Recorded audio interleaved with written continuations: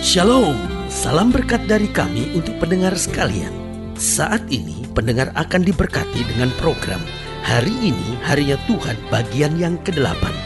Sebuah program rohani tentang doktrin Alkitab yang menolong kita untuk semakin tertanam dalam kebenaran firman dan bertumbuh dalam kemuliaan. Bersama hambanya, Pendeta Gilbert Lumendo, STH.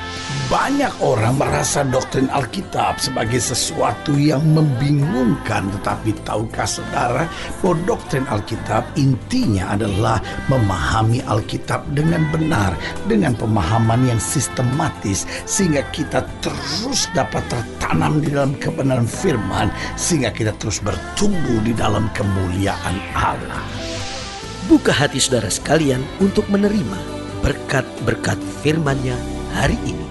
Dunia hari ini saya sebut sebagai dunia kekecewaan. Mengapa saya sebut dunia kekecewaan? Karena banyak orang hari-hari ini menjadi kecewa, bahkan mudah sekali kecewa, bahkan banyak sekali yang kecewa. Pertanyaannya, kenapa itu semua bisa terjadi? Karena secara jujur harus kita akui, semakin banyak orang tidak dapat dipercaya. Banyak suami gak bisa dipercaya, banyak istri gak bisa dipercaya, bahkan banyak pemimpin sudah gak bisa dipercaya, banyak pejabat gak bisa dipercaya. Dan yang lebih menakutkan lagi, ada banyak orang yang menyebut nama Tuhan gak bisa dipercaya. Banyak orang yang mengaku diri hamba Tuhan tidak bisa dipercaya. Omongannya dibesar-besarkan, omongannya dimanis-maniskan. Tujuannya sederhana, hanya untuk mencari keuntungan dan kepentingannya sendiri. Bahkan tidak sedikit orang yang menyebut dirinya hamba Tuhan sudah mirip sedikit dengan kampanye caleg, saudara-saudara. Kenapa? Karena masing-masing hanya sedang memberitahu kepada dunia, saya lebih baik. Saya lebih baik dari pendeta lain, gereja kita lebih baik dari gereja lain, dan saya khawatirkan yang seperti ini akan merasa semua sesat, cuman saya yang paling benar. Saudaraku yang kasih dalam Tuhan, inti dalam hidup ini orang harus bisa dipercaya. Karena saya pelajari, kalau orang sudah tidak dapat dipercaya, maka yang pertama dia akan menjadi orang yang sengsara. Kenapa orang yang tidak dapat dipercaya adalah orang yang sengsara? Karena dimanapun dia ada, dia selalu dikritik, dia selalu dicurigai, dia selalu dijaga betul-betul. Kenapa? Oh, hati-hati nih, orang ini gak bisa dipercaya. Apapun yang dia ngomong gak bisa dipercaya. Saudaraku yang kasih dalam Tuhan, makanya selalu saya bilang, orang yang tidak bisa dipercaya adalah orang yang sengsara, karena dia selalu akan dicurigai. Yang kedua saya pelajari, orang kalau gak bisa dipercaya akan menjadi orang yang susah maju. Saudaraku yang kasih dalam Tuhan, orang boleh sepintar apapun, orang boleh sehebat apapun, orang karunianya boleh sebanyak apapun, tapi kalau gak bisa dipercaya susah maju. Tapi sebaliknya, orang mungkin gak pintar-pintar amat, orang itu mungkin biasa sekali, tetapi kalau dia bisa dipercaya, maka saudaraku yang kasih dalam Tuhan, berkat buat dia selalu ada saja. Bahkan kemajuan dan kemenangan selalu menjadi bagian keseharian dalam hidupnya. Haleluya. Dan yang ketiga saya pelajari, orang kalau gak bisa dipercaya akan menjadi orang yang dimusuhi. Karena saudaraku yang kasih dalam Tuhan, pada dasarnya orang gak senang dikibuli, orang gak senang dibohongi, sehingga orang bisa saja membohongi untuk sesaat, bisa saja mendustai untuk sementara waktu, tetapi ketika boroknya sudah terbongkar, orang itu bencinya, sakit hatinya berlipat kali ganda, sehingga orang-orang yang gak bisa dipercaya akan dimusuhi, bahkan dikutuki oleh orang. Yang keempat saya pelajari, orang kalau gak bisa dipercaya akan menjadi batu sandungan bagi orang lain.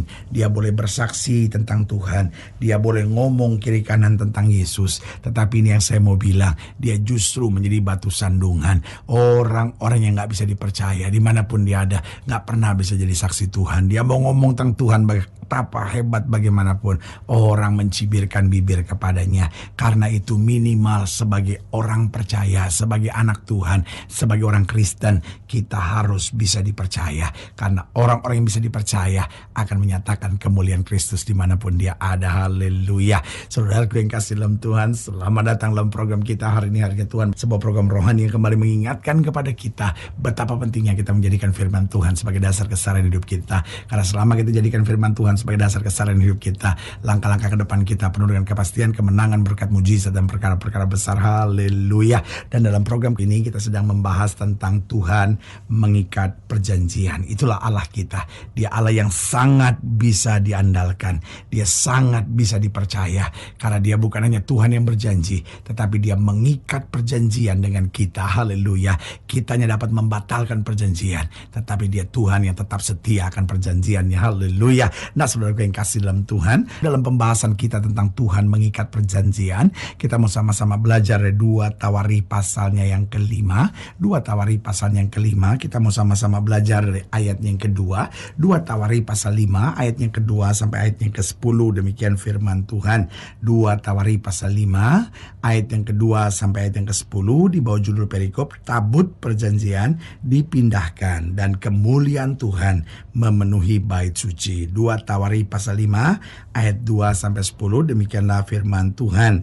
Pada waktu itu Salomo menyuruh para tua-tua Israel dan semua kepala suku, para pemimpin puak orang Israel berkumpul di Yerusalem untuk mengangkut tabut perjanjian Tuhan dari kota Daud, yaitu Sion. Maka pada hari raya di bulan ke-7 berkumpullah di hadapan raja semua orang Israel. Setelah semua tua-tua orang Israel datang, maka orang-orang Lewi mengangkat tabut itu. Ayat yang kelima, mereka mengangkut tabut itu dan kemah pertemuan dan segala barang kudus yang ada dalam kemah itu. Semuanya itu diangkut oleh imam-imam dan orang-orang Lewi. Tetapi Raja Salomo dan segenap umat Israel yang sudah berkumpul di hadapannya berdiri di depan tabut itu dan mempersembahkan kambing domba dan lembu sapi yang tidak terhitung dan tidak terbilang banyaknya.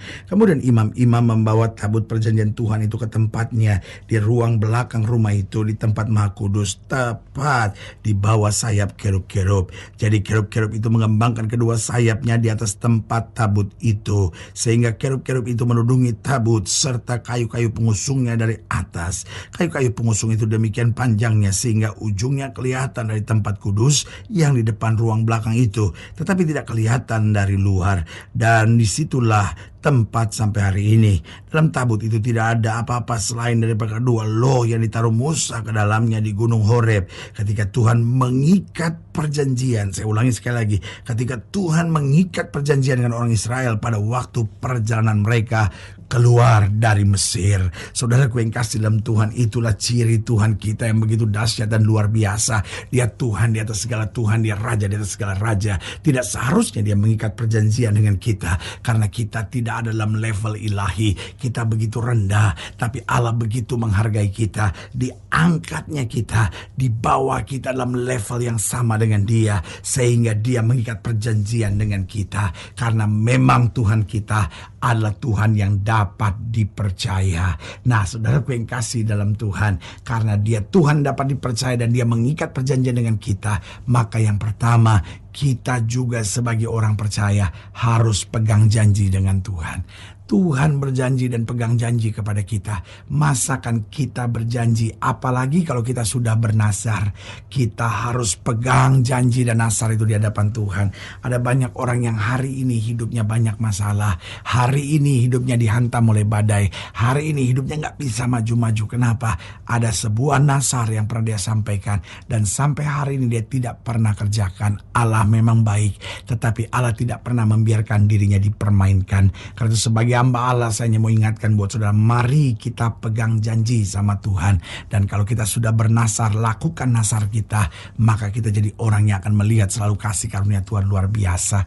Yang kedua saya pelajari, karena dia mengikat perjanjian, dia Tuhan yang dapat dipercaya, maka kita harus selalu memiliki pengharapan. Jangan jadi Kristen yang putus asa, dengar berita apa panik, dengar berita apa kecewa, dengar berita apa takut. Saudaraku yang kekasih dalam Tuhan, dia Tuhan yang selalu dapat dipercaya.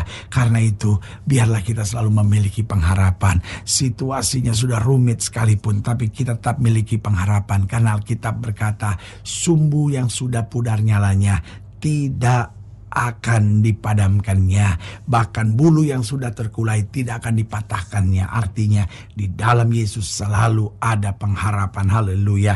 Dan yang ketiga, karena Dia Tuhan yang dapat dipercaya, maka kita harus berpikir kreatif. Dalam hidup ini jangan pernah takut gagal. Ada banyak orang gak bisa maju, bukan karena gak pinter, tapi ada banyak orang gak bisa maju. Kenapa? Selalu pikirannya dikuasai dengan ketakutan akan kegagalan. Aduh, nanti kalau begini gimana? Aduh, nanti kalau begini bagaimana? Dia bikin skenario yang negatif, dan akhirnya dia terjebak pada apa? Pada kebodohannya sendiri. Sebagai hamba Allah, saya mau bilang, orang-orang yang maju adalah orang-orang yang berani mencoba sesuatu yang baru.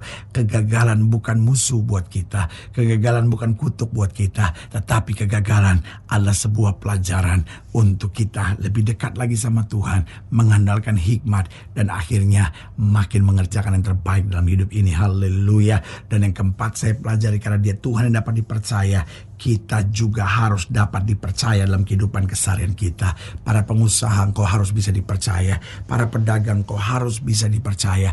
Para politisi Kristen, engkau harus bisa dipercaya.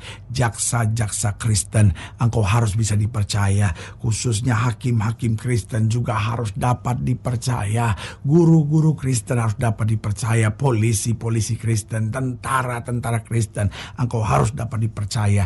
Jangan sampai namamu Kristen, tetapi engkau bikin malu nama Tuhan. Jangan sampai namamu Kristen, tetapi hidupmu yang paling banyak berzina, hidupmu yang paling banyak korupsi. Sebagai hamba Allah, saya mau bilang, bertobat.